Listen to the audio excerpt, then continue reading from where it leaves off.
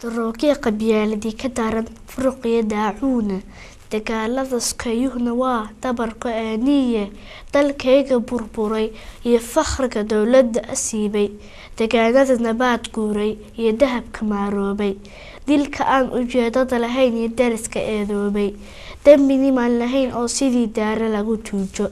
maatadiya dumarkee ilmaha cadowga loo daajishay nin dameer leh baa kahanayee doqoni waa mooge damqashaduba waa gobonime dan u walaalooba dufku baxa dheh kuwa diidanow dib u heshiisiinta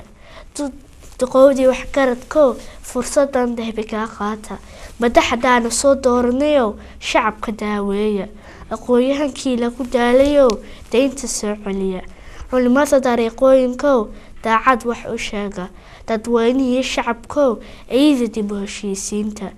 dumarkiiyo caruurtow qalbiga nabadka doondoona jabhadaha dagaalamahayow damiya baaruuda deegaanada cadaawobayow dan u walaalooba